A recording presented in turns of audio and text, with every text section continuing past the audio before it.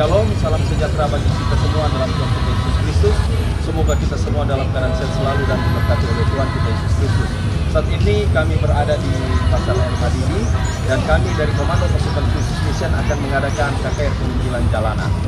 Jangan lupa subscribe, like, share di channel YouTube saya. Tuhan Yesus memberkati kita semua. Amin.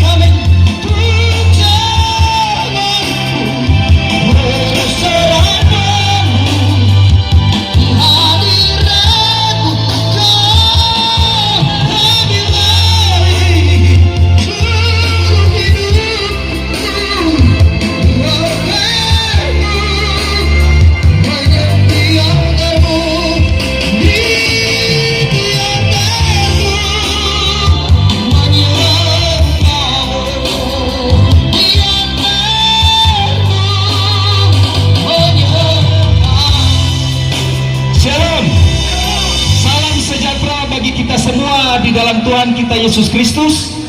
Assalamualaikum warahmatullahi wabarakatuh.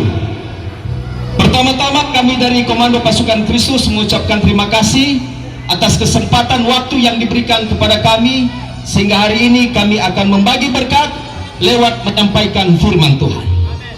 Yesus adalah jalan kebenaran dan hidup. Yesus adalah sang firman yang hidup. Di dalam bahasa asli, di dalam Yohanes 1 ayat 1, en arche en hologos, kai hologos en prosoteon, kai theos en hologos, yang artinya pada mulanya adalah firman. Firman itu bersama-sama dengan Allah, dan firman itu adalah Allah. Yohanes 1 ayat 14, firman itu telah menjadi manusia. Tuhan Yesus, dia datang ke dunia untuk menyelamatkan manusia. Bangsa Yahudi, mereka menunggu namanya Hatikva Lamasia. Mereka menunggu, aduh, kapan kita akan dibebaskan? Karena ketika bangsa Israel, mereka jauh dari hadapan Tuhan, mereka telah melakukan hal-hal yang tidak baik di mata Tuhan, sehingga mereka apa? Diserahkan ke bangsa-bangsa yang menjajah mereka. Salah satunya mereka dibuang di Babilonia, dan waktu itu seorang raja yang terkenal namanya Raja Nebukadnezar yang kedua. Banyak suku daripada kaum Yehuda dibantai habis-habisan, perempuan dibantai, anak-anak juga dibantai, dan mereka dijadikan budak di Babilonia. Mereka bersabar, mereka berharap bahwa pasti akan ada pertolongan daripada Tuhan. Muncullah seorang nabi, namanya Nabi Yeremia. Dia menyampaikan pesan-pesan dari Tuhan, sehingga bangsa Israel ketika mereka kembali ke jalan Tuhan, mereka akan diselamatkan. Zaman Tuhan Yesus, pada zaman itu Yesus lahir di 4 sebelum Masehi. Banyak orang tanya, kapan Yesus lahir? Nah, ini saya buka. Yesus lahir di 4 sebelum Masehi. Pada zaman itu ada seorang kaisar yang namanya Kaisar Octavianus Augustus. Dia adalah kaisar Romawi pertama yang memerintah, dan dia menjajah bangsa-bangsa waktu itu. Salah satunya di wilayah Yudea Samaria atau wilayah Yerusalem. Itu adalah kekuasaan daripada Kaisar Octavianus Augustus. Salah satu raja yang berkuasa namanya Herodes Agung. Herodes Agung inilah yang membangun bait Allah, sehingga bait Allah itu mencapai kemegahan. Dia mulai membangun dan dia mulai menata provinsi daripada Yudea, Samaria, dan Yerusalem mencapai kejayaan waktu itu. Tetapi paling buruk, Herodes Agung ini, dia banyak membantai orang waktu itu, orang-orang bangsa Yahudi yang membangkang. Herodes Agung ini keturunan daripada Idumea atau Edom, bangsa Edom, dan dia juga adalah turunan daripada Yahudi. Tetapi dia tidak dicintai, disenangi oleh rakyatnya. Ketika Tuhan Yesus dia lahir ke dunia zaman Herodes Agung, disitulah diperintahkan anak-anak di bawah umur 4 tahun itu mereka menyingkir karena mereka akan dibunuh, sehingga keluarga Yesus dia menyingkir ke Mesir. Ini satu cerita kisah yang tidak pernah dicatat di dalam Alkitab. Ketika keluarga Yesus ini menyingkir ke Mesir, dia bertemu dengan dua penjahat, namanya Dismas dan Gestas. So, itu tuh penjahat di sebelah kanan dan kiri Tuhan Yesus yang disalibkan. Waktu keluarga Tuhan Yesus menyingkir, tiba-tiba dia bertemu dengan Gestas. Nah, Gestas ini adalah seorang perampok.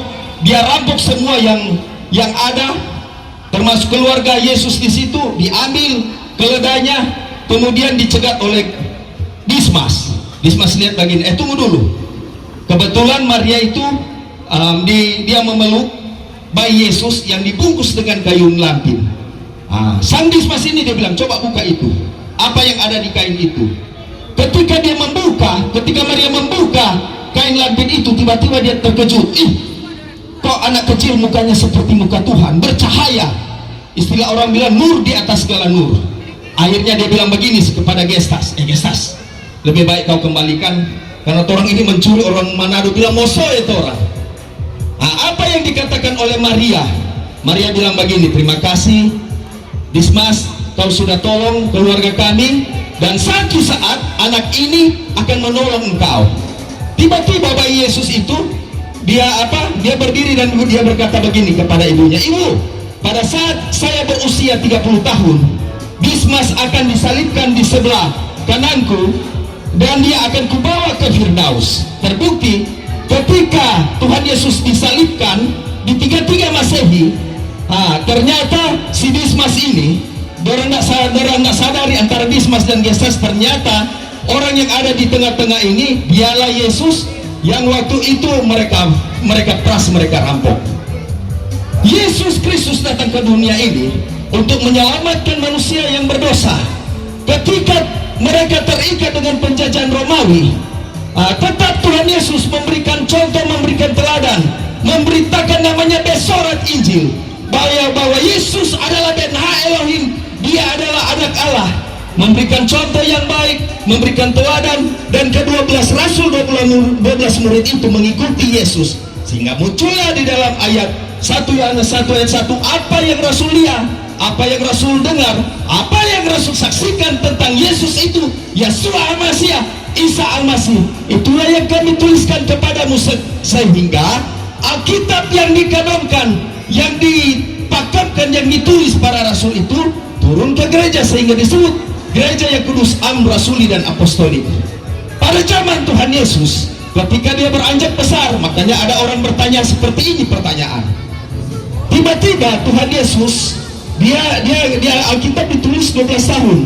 Kenapa kan Tuhan Yesus 13 tahun sampai 29 tahun ini tidak ditulis? Itu banyak pertanyaan daripada orang-orang seberang. Baik, saya akan menjelaskan. Tradisi Yahudi, jadi umur orang Yahudi itu umur 13 sampai 15 tahun dia belajar namanya besorat. Jadi dia belajar namanya Taurat, Talmud. Jadi mereka belajar karena memang ini tradisi Yahudi, bukan tradisi kita orang Indonesia. Umur 18 tahun jadi seorang Yahudi itu dia bekerja, jadi tidak ditulis di dalam Alkitab. Umur 20 tahun seorang Yahudi itu dia kawin. Nanti di umur 30 tahun seorang Yahudi ini mengajar. Makanya kenapa Tuhan Yesus muncul di 30 tahun? Karena Tuhan Yesus mengajar. Umur 50 tahun seorang Yahudi itu memberikan nasihat. Makanya Tuhan Yesus mengatakan ayat demikian, dia katakan, aku ada sebelum Abraham ada. Artinya sebelum ada Abraham ada, dia adalah sang firman yang hidup. Sehingga orang Yahudi bilang begini, mana mungkin karena belum umur 50 tahun karena bilang aku ada sebelum Abraham ada. Karena bagi orang Yahudi, Yesus belum cukup untuk memberikan nasihat. Dia masih umur 30 tahun, dia itu mengajar, bukan untuk memberi nasihat. Sehingga mereka tidak percaya apa yang dikatakan oleh Tuhan Yesus Kristus. Tuhan Yesus, dia mencintai kita manusia. Pada waktu itu dia menyampaikan firman, dan ketika dia akan mencapai kayu salib, dia sudah pesan ke 12 murid, dia akan pergi dan dia akan kembali kedua kalinya. Ketika karya keselamatan Tuhan Yesus di kayu salib, dia mati untuk menebus dosa manusia, ketika dia katakan tetelestai, sudah selesai. Di 33 Masehi, ketika dia mati, dia terangkat ke surga. Jadi Tuhan Yesus bukan cuma mati, banyak orang sudah mati, tetapi Yesus adalah dia hidup. Dia bangkit dari antara orang mati dan dia menang atas maut. Di 33 Masehi itu lahirlah gereja. Sehingga di dalam Kisah Para Rasul 2 ayat 1 sampai 47, disitulah berbicara tentang Pentakosta, tentang jemaat mula-mula. Disitulah lahirlah gereja. Apa yang dilakukan oleh orang Kristen waktu itu? Kekristenan ini diuji. Ke-11 Rasul ini diutus. Mereka diutus ke segala penjuru. Mereka tetap menyampaikan bahwa Yesus adalah Tuhan. Waktu itu di zamannya Rasul, ketika Tuhan Yesus sudah naik ke surga, salah satunya seorang kaisar yang kelima Romawi, namanya Kaisar Nero. Kaisar Nero memerintah di 54 Masehi sampai 68 Masehi. Dia adalah seorang kaisar yang kejam. Dia senantiasa apa? Membantai orang Kristen, karena dia bilang, agama apa ini? Kok agama baru? Bukannya ini agama masih baru orang dengar. Tetapi ingat, di 1 Korintus 1 ayat 24, untuk agar supaya Injil ini tersebar, dikatakan, tetapi bagi mereka yang dipanggil, baik Yahudi maupun bukan Yahudi, Kristus adalah kekuatan Allah.